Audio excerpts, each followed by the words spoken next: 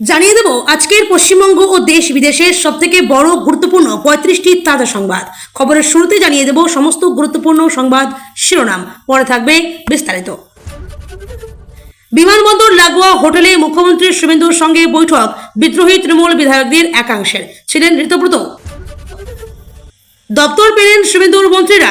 40 জনের মন্ত্রিসভায় কার কোন দায়িত্ব, মুখ্যমন্ত্রীর হাতেই বা কোন দপ্তর, দেখে নিন তালিকা। 28 বছর পর কি কংগ্রেসে ফিরছেন মমতা ও অভিষেককে বড় প্রস্তাব সোনিয়া রাহুলের। আমার পার্টিকে খতম করতে চেয়েছিল, মমতার কংগ্রেসে আসার জল্পনা শুনে অধীর একই বলে ফেললেন। এবার ছেলে মেয়েদের মুখে দুটো ভাত তুলে দিতে পারবো, 100 দিনের কাজ শুরু হতেই খুশির হাওয়া। মমতার হাত ছাড়লেন সুস্মিতা দেব, সাক্ষাৎ হিমন্ত বিশ্ব শর্মার সঙ্গে। অসমে তৃণমূলের কি ভবিষ্যৎ? আজকালের মধ্যেই স্পিকারের স্বীকৃতি, খাতায় কলমে শেষ মমতার দল, লোকসভায় একলা অভিষেক মহুয়ারা। তৃণমূলে মহাবিদ্রোহ, সায়নী সুদীপ সহ 20 সাংসদদের বিরুদ্ধে ক্ষোভের আঁচ, অস্তিত্ব সংকটে মমতা। এবার পুরুষের অ্যাকাউন্টেও ঢুকছে অন্নপূর্ণা যোজনার 3000 টাকা। কলেজের ইউনিয়ন রুমে মদের বোতল, নিষিদ্ধ কফ সিরাপ, সিরিঞ্জ, এবার শোরগোল জলপাইগুড়িতে। বন্ধ নয়, এবার স্বচ্ছতা, লক্ষ্মীর ভান্ডার ও বেকার ভাতা নিয়ে বড় আপডেট দিলেন দিলীপ ঘোষ। সুভাষ চক্রবর্তীকে প্রশ্ন করেছিলেন পরিবহন মন্ত্রী হয়ে, এবার বাম আমলের ফাইল খুলবেন, আর যা বললেন অর্জুন সিং। সুরেন্দ্রনাথে বেডরুম থেকে নিয়োগ দুর্নীতি, উচ্চশিক্ষা দপ্তরের মন্ত্রিত্ব পেয়ে ঝোড়ো ব্যাটিং জগন্নাথের। ফেসে গেলেন ফিরহাদ, ধর্মীয় উস্কানিমূলক মন্তব্যে উঠল গ্রেপ্তারের দাবি। আলিপুরে দক্ষিণ 24 পরগনা জেলা পরিষদের দপ্তরে আগুন, ছাদে আটকে পড়লেন 2 জন, ঘটনাস্থলে দমকলের 10 ইঞ্জিন। রাম মন্দিরের ভক্তদের দানের কোটি কোটি টাকা চুরি, অখিলেশের নালিশের পরই অযোধ্যায় লঙ্কা কাণ্ড। কাকমারি সীমান্তে 0 পয়েন্টে কাঁটাতারের বেড়া দেওয়ার দাবিতে কৃষকদের বিক্ষোভ। রাস্তায় কম সরকারি বাস, দায়িত্ব নিয়েই বড় ঘোষণা নয়া পরিবহন মন্ত্রী অর্জুন সিং এর। দুর্নীতির কথা জানালে কখনো স্টেপ নেওয়া হয়নি, বলা হতো ভুল বোঝাচ্ছে তোমাদের, বিস্ফোরক অভিযোগ শতাব্দী রায়ের।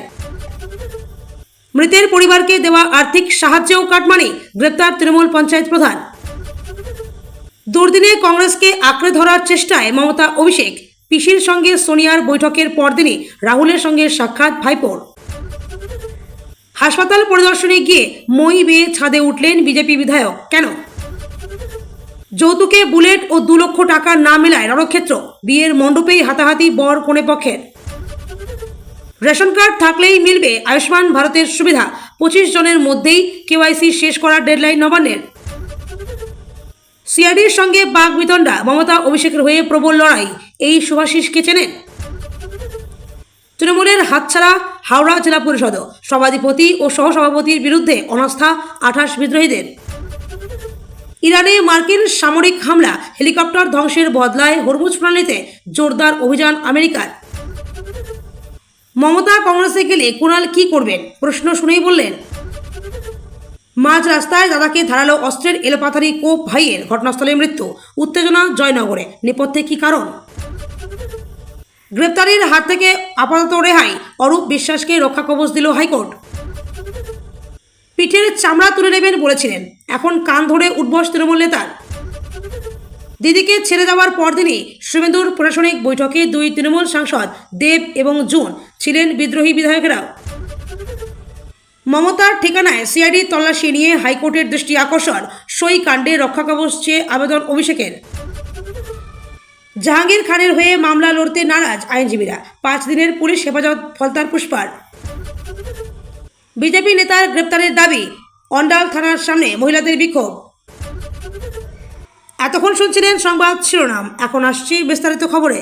বিমানবন্দর লাগোয়া একটি হোটেলে মুখ্যমন্ত্রী শুভেন্দু অধিকারীর সঙ্গে বৈঠক করলেন বিদ্রোহী তৃণমূল বিধায়কদের একাংশ। বৈঠকে ছিলেন বিধানসভার বিরোধী দলনেতা ঋতব্রত বন্দ্যোপাধ্যায়, তৃণমূল বিধায়ক রথিন ঘোষ, জাভেদ খান, প্রসন্ন বন্দ্যোপাধ্যায় প্রমুখ। এই তৃণমূল বিধায়কদের প্রত্যেকেই বিদ্রোহী গোষ্ঠীতে রয়েছেন। তবে কি বিষয়ে মুখ্যমন্ত্রীর সঙ্গে বিদ্রোহী তৃণমূল বিধায়কদের বৈঠক হয়েছে তা স্পষ্ট নয়। বৈঠক প্রসঙ্গে মুখ খোলেননি বিদ্রোহী বিধায়কেরা। হোটেল থেকে বেরোনোর সময় মধ্যমগ্রামের তৃণমূল বিধায়ক রথিনকে এই বিষয়ে প্রশ্ন করা হলে তিনি কোনো মন্তব্য করতে চাননি। বিধানসভা নির্বাচনে ৮০টি আসনে জয়ী হয়েছে তৃণমূল। সম্প্রতি ঋতব্রতকে বিরোধী দলনেতা হিসেবে চেয়ে বিধানসভার স্পিকার রথীন্দ্র বসুকে চিঠি দিয়েছিলেন তৃণমূলের বিদ্রোহীরা। ঋতব্রত এবং সন্দীপন ছাড়া ওই চিঠিতে ৫৮ জন বিধায়কের সই রয়েছে বলে জানা যায়।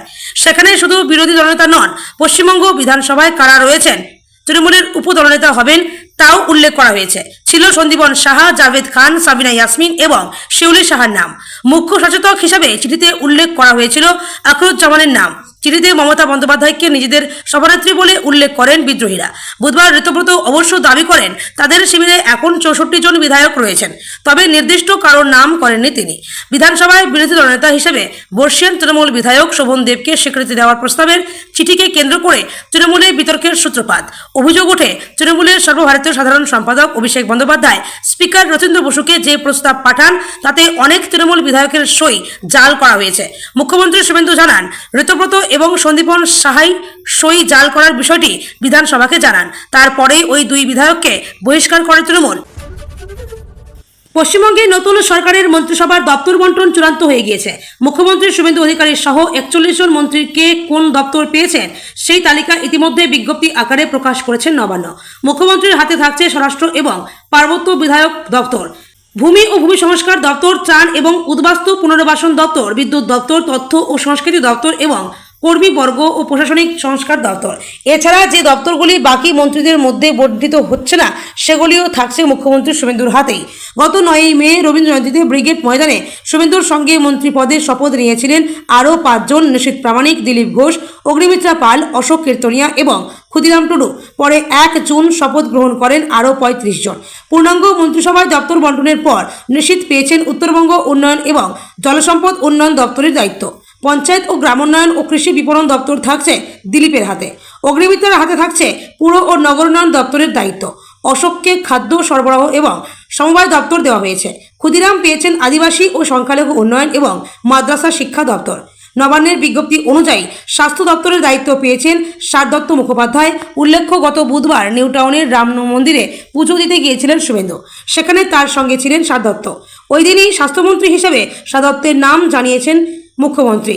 এবার তা আনুষ্ঠানিকভাবে বিজ্ঞপ্তিতে ঘোষণা করা হলো। পর্যটন দপ্তরের দায়িত্ব পেয়েছেন শিলিগুড়ির শঙ্কর ঘোষ। পরিষদীয় বিষয়ক দপ্তরও দেওয়া হয়েছে তার হাতেই।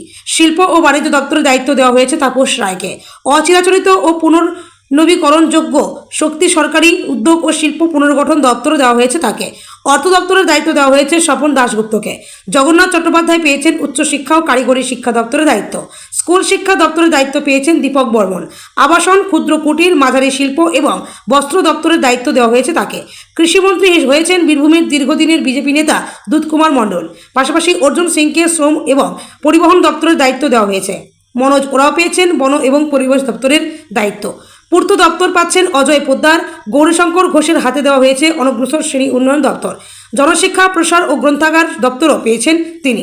তথ্য প্রযুক্তি ও বৈদ্যুতিন বিজ্ঞান প্রযুক্তি ও জৈব প্রযুক্তি, খাদ্য প্রক্রিয়াকরণ শিল্প এবং উদ্যান পালন দপ্তরের মন্ত্রী হলেন কল্যাণ চক্রবর্তী। অরূপ কুমার দাস হলেন সেচ ও জলপথ মন্ত্রী। গত ১ জুন ৩ জন স্বাধীন দায়িত্বপ্রাপ্ত প্রতিমন্ত্রী শপথ নিয়েছেন। তাদের মধ্যে মালতী রাভা রায়কে নারী ও শিশু কল্যাণ দপ্তর, সমাজ কল্যাণ, স্বনির্ভর গোষ্ঠী, স্বনিযুক্ত প্রকল্প পর্যবেক্ষণ দপ্তরের প্রতিমন্ত্রী করা হয়েছে।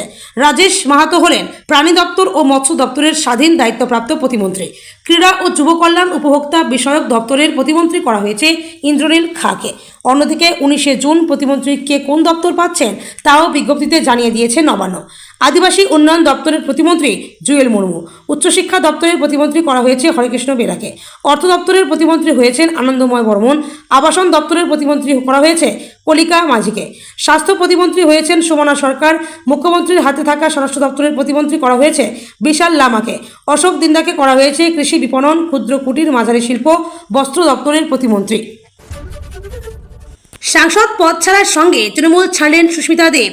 দেখা করেন অসমের মুখ্যমন্ত্রীর সঙ্গে। এবার কি বিজেপির পথে সুস্মিতা? তৃণমূলে ভাঙন অব্যাহত।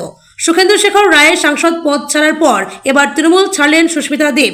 বিজেপিতে যোগদানের জল্পনা বাড়িয়ে দিল্লিতে সুস্মিতা দেখা করেছেন অসমের মুখ্যমন্ত্রী হিমন্ত বিশ্ব শর্মার সঙ্গে। অন্যদিকে তৃণমূলের 20 জন বিদ্রোহী সাংসদদের তালিকায় রয়েছেন অভিনেতা সাংসদ দেবও। মুখ্যমন্ত্রী শুভেন্দু অধিকারীর প্রশাসনিক বৈঠকে যোগ দেওয়ার পর সে জল্পনা আরও বেড়েছে। একের পর এক ভাঙনে কি ভবিষ্যৎ তৃণমূলের? লোকসভায় তৃণমূল কংগ্রেসের সংসদীয় দল ভাঙার প্রক্রিয়া এবার স্রেফ আনুষ্ঠানিক ঘোষণার অপেক্ষায়। দিল্লির অতি নির্ভরযোগ্য সূত্রের খবর, তৃণমূলের সংখ্যাগরিষ্ঠ বিক্ষুব্ধ সাংসদদের আবেদন খতিয়ে দেখে আজ কিংবা কালকের মধ্যেই স্পিকার ওম বিড়লা পৃথক ব্লককে সরকারি স্বীকৃতি দিতে পারেন। আর এই শিলমোহর পড়ে গেলেই দিল্লির লোকসভায় সংসদীয় দল হিসেবে অস্তিত্ব হারাবে মমতা বন্দ্যোপাধ্যায়ের মূল দল, মানে শতাব্দী কাকলিদের তৃণমূল থাকবে। মমতার হাতে আর তৃণমূল থাকবে না। রাজনৈতিক মহলের বড় অংশ এভাবে দল হাতছাড়া হওয়ার পর মমতার হাতে আর রইল কি? জোড়াফুল প্রতীক হাতছাড়া হওয়া কি আর সময়ের অপেক্ষা নয়? লোকসভার নিয়ম অনুযায়ী দলত্যাগ বিরোধী আইনের খাড়া এড়াতে গেলে মোট সাংসদ সংখ্যার 2/3 সমর্থন প্রয়োজন হয়। তৃণমূলের মোট 28 জন লোকসভা সাংসদের মধ্যে 2/3 বেশি অর্থ গরিষ্ঠ সংখ্যক সাংসদ ইতিমধ্যেই স্পিকারের কাছে গিয়ে পৃথক ব্লক তৈরির আবেদন জমা দিয়েছেন। সূত্রের খবর, লোকসভার সচিবালয় আইনি দিকগুলি খতিয়ে দেখার কাজ প্রায় শেষ করে গেছে। আজকালের মধ্যে স্পিকার ওম বিড়লা এই পৃথক গোষ্ঠীকে লোকসভার অন্দরে স্বীকৃতি দিতে চলেছেন। এর ফলে বিক্ষুব্ধ সাংসদদের পদ খারিজ হওয়ার কোনো সম্ভাবনাই আর রইল না। দক্ষিণ কলকাতার সাংসদ মালা রায়ও এই পৃথক ব্লকে সই করে দেওয়ার পর কালীঘাটের মুখের ওপর শেষ আব্রুকুটিও সরে গিয়েছে। রাজনৈতিক বিশ্লেষকদের মতে স্পিকারের এই স্বীকৃতির পর আইনি ও টেকনিক্যাল দিক থেকে মমতা বন্দ্যোপাধ্যায়ের অফিসিয়াল তৃণমূল কংগ্রেস লোকসভায় এক লপ্তে সংখ্যালঘু বা মাইনরিটিতে পরিণত হবে। তার ফলে যা হবে তা হলো, 1. লোকসভা তথা সংসদে মূল দল হিসেবে স্বীকৃতি, ভালো ঘর এবং সংসদীয় কমিটির হ্রাস চলে যাবে এই নতুন ব্লকের হাতে। 2. দিল্লিতে দলের যাবতীয় ক্ষমতা ও নিয়ন্ত্রণ হারাবেন মমতা অভিষেক। 3. লোকসভায় অভিষেক বন্দ্যোপাধ্যায়, মহুয়া মৈত্র, কল্যাণ বন্দ্যোপাধ্যায় ও কীর্তি আজাদের মতো মাত্র হাতে গোনা 3 থেকে 4 জন সাংসদ পড়ে থাকবেন মূল দলে, যাদের রাজনৈতিক ওজন দিল্লির দরবারে এক ধাক্কায় তলানিতে গিয়ে ঠেকবে। পশ্চিমবঙ্গে 1 বছরের ক্ষমতার পালাবদলের পর তৃণমূল কংগ্রেসের অন্দরে যে অস্থিরতা শুরু হয়েছে তা এখন চূড়ান্ত আকার ধারণ করেছে। একদিকে সিনিয়র নেতাদের পদত্যাগ, অন্যদিকে দলের ভেতরেই তৈরি হওয়া নতুন বিদ্রোহী গোষ্ঠীর তৎপরতা, সব মিলিয়ে চরম সংকটে মমতা বন্দ্যোপাধ্যায়ের তৃণমূল কংগ্রেস। সংসদদের বিদ্রোহ ও পৃথক গোষ্ঠী গঠনের জল্পনা। দলীয় সূত্রে খবর, তৃণমূলের প্রবীণ সাংসদ কাকলি ঘোষ দস্তারের নেতৃত্বে একটি বড় অংশ দিল্লির রাজনীতিতে সক্রিয় হয়ে উঠেছে। জানা গিয়েছে, লোকসভার 20 জন সাংসদকে নিয়ে একটি পৃথক গোষ্ঠী গঠনের দাবিতে ইতিমধ্যেই লোকসভার স্পিকার ওম বিড়লার কাছে আবেদন জানানো হয়েছে। ভূপেন্দ্র যাদবের বাসভবনে তৃণমূলের এই বিদ্রোহী সাংসদদের বৈঠক এবং সেখানে শুভেন্দু অধিকারীর উপস্থিতি রাজনৈতিক মহলে তীব্র চাঞ্চল্য তৈরি করেছে। লোকসভায় তৃণমূলের মোট 28 জন সাংসদদের মধ্যে এই 20 জনের বিদ্রোহ মমতার জন্য এক বিরাট ধাক্কা। হেভিওয়েটদের বিদায়ে দিশেহারা শিবির।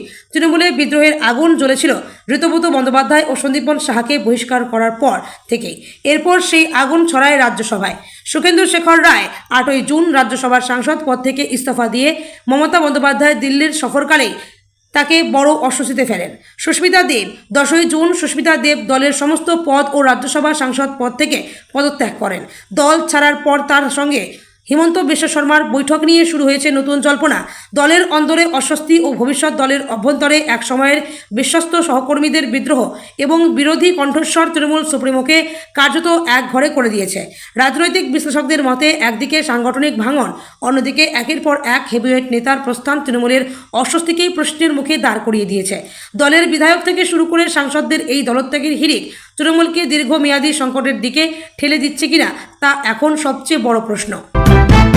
লক্ষ্মীর ভাণ্ডার নয়, এবার পুরুষের অ্যাকাউন্টে ঢুকলো অন্নপূর্ণা যোজনার 3000 টাকা। ঘটনায় জোর শোরগোল পুরুলিয়া জেলার রঘুনাথপুর শহরে। রঘুনাথপুরেই থাকেন স্বদেশপ্রিয় মাহাতো। শহরেরই একটি রাষ্ট্রায়ত্ত ব্যাংকের শাখায় তার একটি অ্যাকাউন্ট রয়েছে। তিনি বলছেন, কয়েকদিন আগে ব্যাংকে তিনি তার পাসবুক আপডেট করতে যান। বই আপডেট করেই কার্যত হতভম্ব হয়ে যান তিনি। দেখা যায় 3রা জুন অন্নপূর্ণা যোজনা 3000 টাকা জমা হয়েছে তার অ্যাকাউন্টে। কিন্তু কি করে এটা সম্ভব কিছুই বুঝে উঠতে পারেননি। দেরি না করে দ্রুত প্রশাসনের দ্বারস্থ হন ওই ব্যক্তি। বুধবার রঘুনাথপুর মহকুমা শাসকের কার্যালয়ে তিনি পাসবুকের জেরক্স কপি জমা দেন। একই সঙ্গে যে টাকা জমা পড়েছে তা ফেরত নেওয়ার জন্য লিখিত আবেদন করেন। তার মতে কোনোভাবে ভুল করে ওই টাকা জমা পড়েছে, তাই টাকা যত দ্রুত সম্ভব তুলে নেওয়া হয়। তিনি বলেছেন, পাসবুক আপডেট করতেই দেরি অন্নপূর্ণা যোজনা টাকা এসছে। আমি এসডিওর কাছে লিখিতভাবে টাকা ফেরত নেওয়ার জন্য আবেদন করেছি। উনি বললে কিভাবে আমি টাকা ফেরত দেব সেটা উনি পরে আমাকে জানাবেন। এদিকে খবর প্রকাশ্যে আসতেই নাগরিক মহলে স্বভাবতই চাপানোতর শুরু হয়েছে। চাপানোতর চলছে প্রশাসনিক মহলেও। বিধায়ক তথা রাজ্যের প্রতিমন্ত্রী নদিয়ার চাঁদ বাউরি বলেছেন, বিষয়টি খতিয়ে দেখা হচ্ছে, ভেরিফিকেশনে হয়তো সমস্যা আছে। একই সঙ্গে তিনি এও বলছেন, তৃণমূলের আমলে প্রচুর পুরুষ লক্ষ্মীর ভাণ্ডার পেয়েছিল। এখন সরকার বদল হলেও এখনও কিছু আধিকারিকের বদল হয়নি। যারা তৃণমূলের কাজ করছে তাই মনে হয় তাদের হাতেই বিষয়টি হয়েছে। এই বিষয়টিও আমরা তদন্ত করে দেখছি। যারা যোগ্য প্রাপক তারাই অন্নপূর্ণা যোজনার টাকা পাবেন। প্রসঙ্গত, একদিন আগেই লক্ষ্মীর ভাণ্ডার জালিয়াতি চক্রে মুর্শিদাবাদ থেকে গ্রেপ্তার করা হয়েছে বিডিও অফিসের বেশ কয়েকজন ডেটা এন্ট্রি অপারেটরদের। তাদের হাত ধরেই শয়ে শয়ে পুরুষদের অ্যাকাউন্টে লক্ষ্মীর ভাণ্ডারের টাকা ঢুকেছিল বলে অভিযোগ। সুরেন্দ্রনাথ কলেজের ছায়া এবার জলপাইগুড়ি আনন্দচন্দ্র কলেজের তৃণমূল ছাত্র পরিষদের ইউনিয়ন রুম খুলতেই বেরিয়ে এলো একের পর এক মদের বোতল। পাওয়া গেল নিষিদ্ধ কাশির সিরাপ ও সিরিঞ্জ। এমনকি ইউনিয়ন রুমের মধ্যে থেকে উদ্ধার হয়েছে মহিলাদের পোশাকও। আর তার সামনে আসতেই তীব্র উত্তেজনা ছড়িয়ে পড়ে কলেজ চত্বরে। শুরু হয় বিক্ষোভ। অভিযোগ, অনৈতিক কাজকর্মের পাশাপাশি কলেজের এই রুমের মধ্যে বস্তু নেশার আসর। শুধু তাই নয়, বিভিন্ন আপত্তিকর কাজকর্ম চলত বলে অভিযোগ। তবে এই ঘটনার সামনে আসতেই বেপাত্তা তৃণমূল ছাত্র পরিষদের নেতারা। কলেজের তৃণমূল ছাত্র পরিষদের ইউনিয়ন রুম খুলতেই বেরিয়ে এলো একের পর এক মদের বোতল। পাওয়া গেল নিষিদ্ধ কাশির সিরাপ ও সিরিঞ্জ। এমনকি ইউনিয়ন রুমের মধ্যে থেকে উদ্ধার হয়েছে মহিলাদের পোশাকও। আর তার সামনে আসতেই তীব্র উত্তেজনা ছড়িয়ে পড়ে কলেজ চত্বরে। জানা যায়, এদিন সকালে দীর্ঘদিন বন্ধ থাকা তৃণমূল ছাত্র পরিষদের ইউনিয়ন রুমটি খোলেন কলেজের বেশ কয়েকজন পড়ুয়া। সেখানে ঢুকতেই একেবারে চক্ষু চড়ক অবস্থায় হয় তাদের। দেখেন, ইউনিয়ন রুমের ভিতরে ছড়িয়ে ছিটিয়ে রয়েছে মদের বোতল। এমনকি ঘটনাস্থল থেকে উদ্ধার হয় প্রচুর নিষিদ্ধ কাশির সিরাপ এবং সিরিঞ্জ। ঘটনার সামনে আসতেই এদিন এবিভিপির তরফে শুরু হয় বিক্ষোভ। এবিভিপির এক সদস্যের দাবি, ইউনিয়ন রুম থেকে প্রচুর মদের বোতল, কাশির সিরাপ এবং সিরিঞ্জ উদ্ধার হয়েছে। এরপরেই কলেজ কর্তৃপক্ষকে বিষয়টি জানিয়ে তদন্তের দাবি তুলেছে এবিভিপি। শুধু তাই নয়, ওই ইউনিয়ন রুমটি সিলও করে দেওয়া হয়েছে বলে খবর।